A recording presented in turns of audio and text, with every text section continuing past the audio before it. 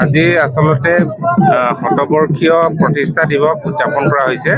আমাৰ শতবৰ্ষীয় যিটো কাৰ্যসূচী আমি ৩-৪ দিনীয়া কাৰ্যসূচী আমি উদযাপন কৰিম আৰু সেইটো আয়োজন কৰিম। সেইটো আমাৰ নৱেম্বৰ বা ডিচেম্বৰত হ'ব। এতিয়া আমি দিনটো ঠিক কৰা নাই, আমি এইকেইদিনৰ ভিতৰত আমি ঠিক কৰিম আৰু তাত ৩-৪ দিনীয়া কাৰ্যসূচী হ'ব। আজিতো এদিনীয়া কাৰ্যসূচী আৰু এইটো ৰেগিৰেগাম নামাকৰণে এটা জাতীয় ক্ষেত্ৰ আমি আজি শুভাৰম্ভ কৰিছোঁ। এটা বৃহৎ মানে মোৰং নিৰ্মাণৰ জৰিয়তে আৰু এই যিটো মোৰং, সেই মোৰংটো আমি নামাকৰণ কৰিছোঁ ঐক্য, শক্তি আৰু সংকল্প, মানে লেকৰ, লেৰেক আৰু পেচুনা।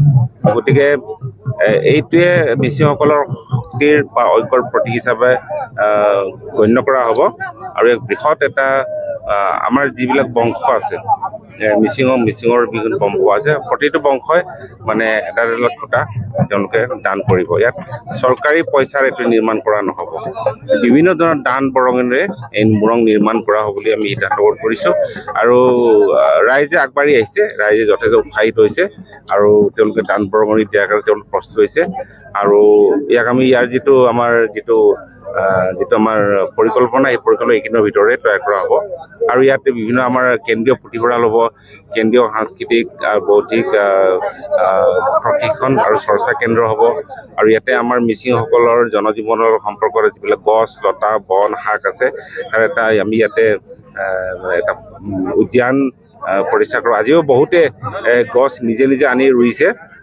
সি মানে ধৰক আমাৰ আপোনালোকে জানে তাজি, টাকো, বেৰ্মি, গোৰবান, বাইম, এনেকুৱা ধৰণৰ বহুতো শাক পাচলি আছে যিবিলাক বনৰীয়া শাক পাচলি আৰু মিচিংসকলৰ আঞ্জা হিচাপে তেওঁলোকে ব্যৱহাৰ কৰি আহিছে।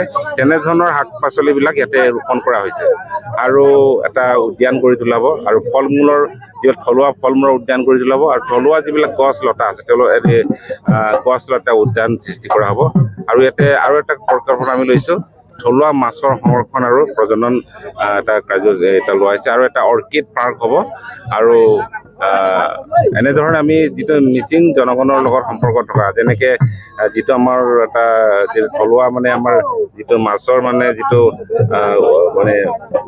আমাৰ উদ্যান, এটা সংৰক্ষণ আৰু প্ৰজনন কেন্দ্ৰ যিটো নিৰ্মাণ কৰা হ'ব, তাত আজিকালি আপোনালোকে দেখিছে নল, খাগৰি বা বিভিন্ন ধৰণৰ তৰা গছবিলাকো এতিয়া লাহে লাহে হেৰাই গৈছে।